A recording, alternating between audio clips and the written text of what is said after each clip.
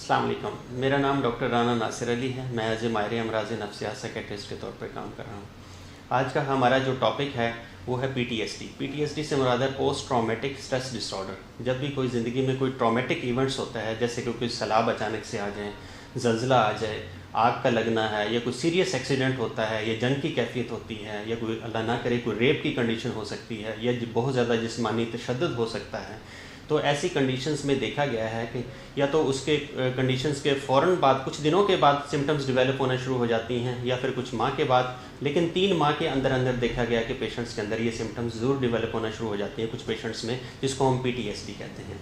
अब इसमें सिम्टम्स क्या आती हैं, बेसिकली हम इसको 3 कैटेगरी में डिवाइड करते हैं। सबसे पहली कंडीशन है, उसको हम कहते हैं हाइपर अरोजल्स। इसमें हर वक्त जो है ना वो कांस्टेंट टेंशन्स के अंदर रहता है पेशेंट्स में।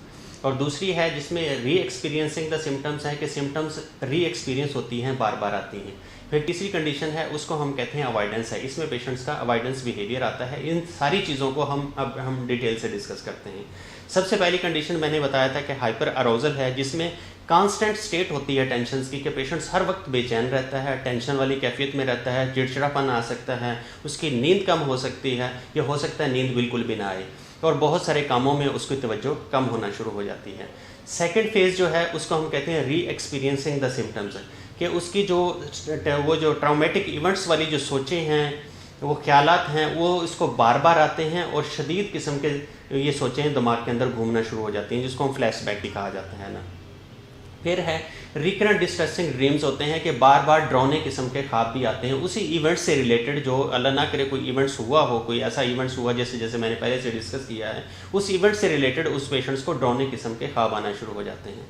तीसरी इसमें जो सिम्टम है उसको हम अवॉइडेंस कहते हैं। अवॉइडेंस से मुराद ये होता है कि जो पेशेंट्स को स्ट्रेसफुल इवेंट्स होता है जिससे रिलेटेड उसको वो सारी सोचें आती हैं, वो उसमें रिकॉल करने में उसको डिफ़िकल्टीज़ हो रही होती हैं। फिर साथ साथ देखा गया कि पेशेंट्स के अंदर अवॉइडेंस बिहेवियर आना शुरू हो जाता है, कि उस इवेंट्स को, वो जो ट्रॉमेटिक इवेंट होता है जो कि बहुत मुश्किल हालात से गुजरा होता है जिनसे, उस इवेंट्स को वो याद करने की कोशिश नहीं करता, बल्कि उसको अवॉइड करने की कोशिश करता है।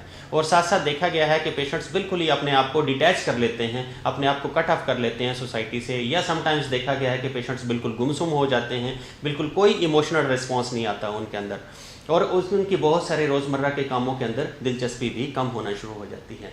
तो ये तो थी आज PTSD की सिम्टम्स को हमने क्लासीफाई किया। नेक्स्ट वीडियो में हम इंशाल्लाह इसकी काजेज़ क्या हैं और इसके इलाज के बारे में तफसील के साथ बात करेंगे। आपका बहुत बहुत शुक्रिया।